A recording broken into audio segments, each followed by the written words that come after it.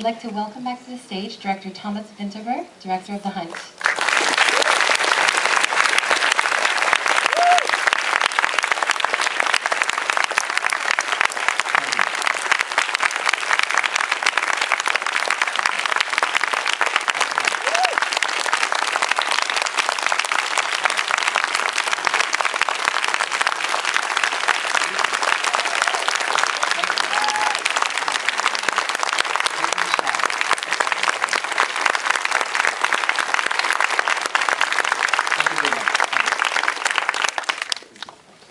Deserved standing ovation.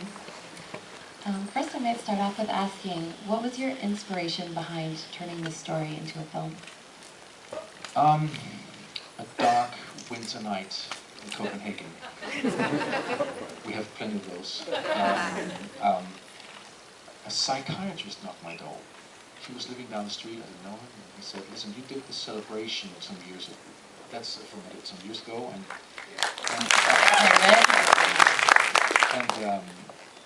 there's another film you have to do. You cannot hear me? Okay, I'll kiss the microphone for you. So this psychiatrist knocked my door and said, you did the celebration, there's another film you have to do as well. Here's one of the cases, and I think you should read it. And I did not. I shelved it for about 8 years or something. And then I needed a psychiatrist. And I thought I had to read it before calling him. And I thought maybe I can deduct my conversation with him. How it would work. So, no, seriously, then I read it and I was blown away by it, and shocked by it, and horrified. And also I found, I'm not a priest or a moralist, but I did find that there was a little bit of an obligation. I found that having made a film about a child abuser and thrown light on that in the 90s, maybe I should do the antithesis to that of some kind. Well said, thank you. I'd like to open up questions to the audience. This gentleman in the front. I actually have 2 questions. I was just wondering why you made the decision to jump a year ahead, and what you imagined happening in that year's time, and I was just going to ask you why you imagine you decided to stay. So the question for everyone in the back is the decision to jump the film ahead a year, and what, in terms of the filmmaker's perspective, was Lucas's decision for staying? Well, good questions. Thank you very much. The jump ahead in time, for me, was important to sort of create a sense of a healing. A hope that this has gone away, that the spell has disappeared. At least we can have the doubt, are they all friends now or not friends now? Is there a possible life here in this town for him, with his family? The reason for him staying, do you mean at the end, or do you mean throughout? Well, I think him leaving the town would have proven him guilty somehow. Also, he's a very stubborn man. I am too. And Mads Mikkelsen is very stubborn as well. So for us it was very natural to stay. But he's a stubborn man who believes in the good in other people. And he believes that this, because he didn't do it, this will go away at some point. And he keeps believing that. And he also finds that he has the rights to believe that, I guess. I don't know whether he stays at the end or not. You'll have to find out. And you just, gentleman at the front on the right.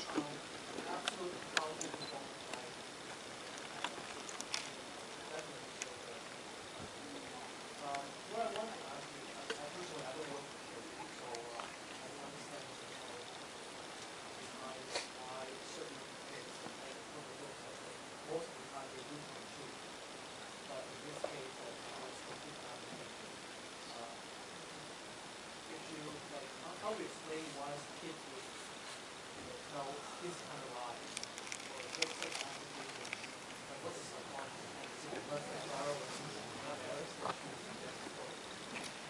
So the question is about working with children, firstly, and secondly, about the psychology behind why children tell lies. Is that something that you investigated while you were preparing for this feature? Well, we did a lot of research and read a lot of cases. And what you see on the screen today is the airplane version of real life. It's horrifying what people have been saying about each other and what they've been going through. You never know if they lie. That's the complicated thing about this.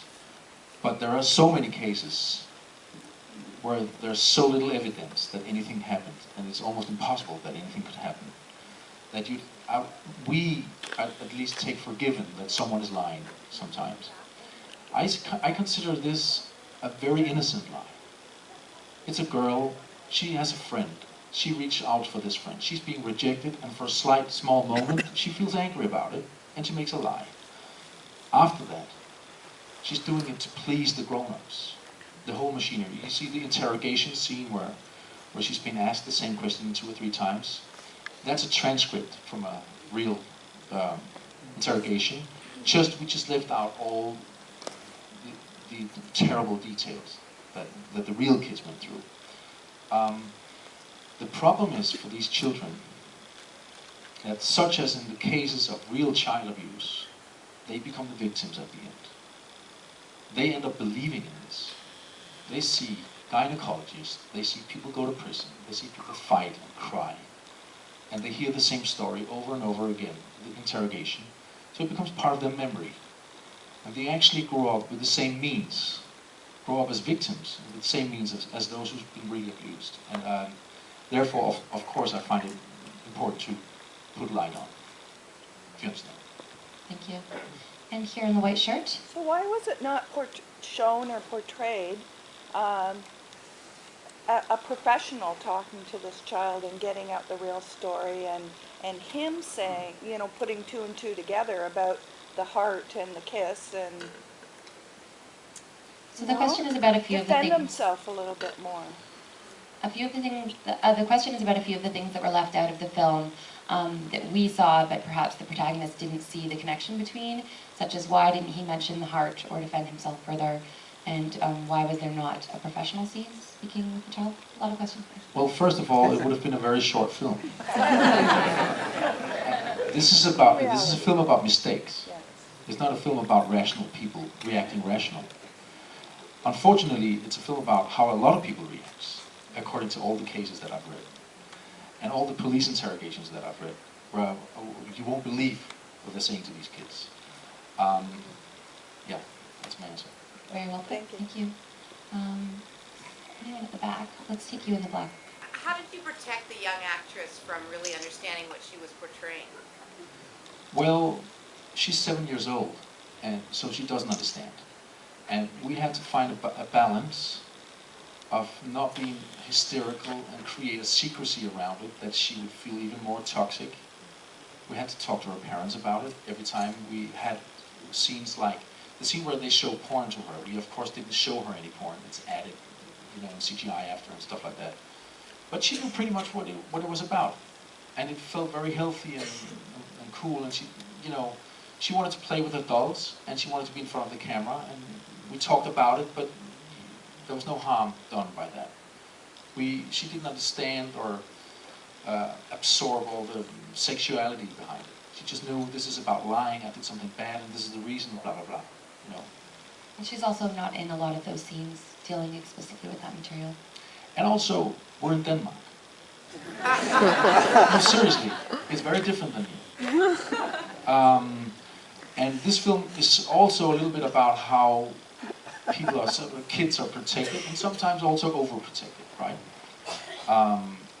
So we did try to find a balance, the most healthy balance we could find. Thank you. Here at the front in the gray. Yes, I love this film. I love your films. I admit that I will watch Max Nicholson read the phone book, but that isn't that.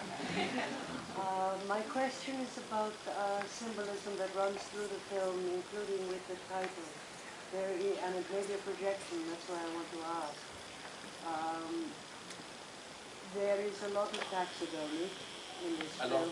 Taxidermy, a lot of dead animals on the walls, and a turtle, and and there are guns, and there is hunting, and the film is called The Hunt, and at the very end, Lucas is suddenly, possibly, hunted again.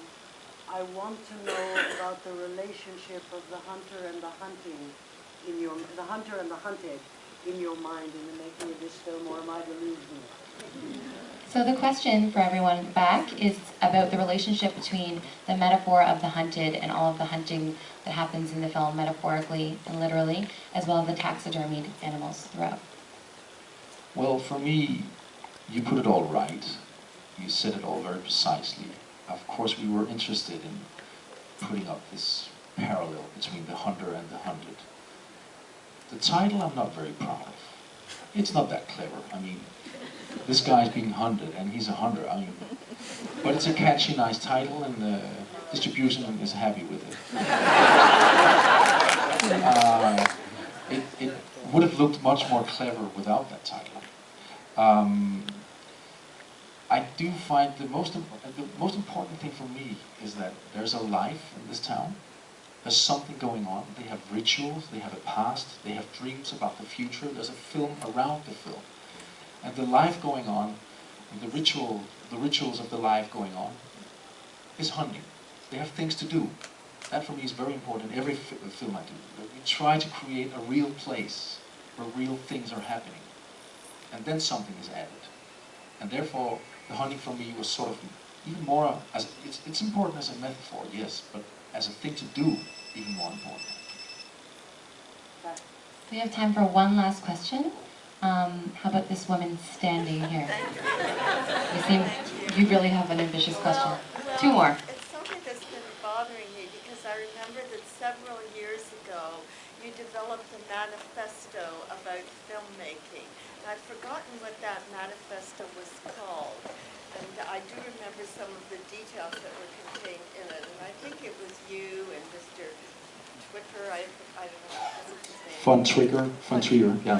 Yes. Can you elaborate on that, and if you still follow those principles, and what that manifesto was called? Wow. It was called Dogma 95. That's why you can't remember it. It's back from 95, and I almost even can't remember it myself. Even though I did about 2,000 interviews about it. I was the Dogma Church missionary, the spokesman. It was a manifesto Von Trier and myself did in '95. I'm not going to go through it. We tried to strip the film down to the naked truth, as close as truth you can come in terms of fiction. Handheld camera, no artificial lights, no music, stuff like that. And we ended up doing, I think, a great bunch of movies. And therefore, we couldn't continue with it. We're artists. We have to renew ourselves. We have to not repeat ourselves. Then I feel old. It reminds me that I have to die if I start repeating myself too much, you know? So that's over.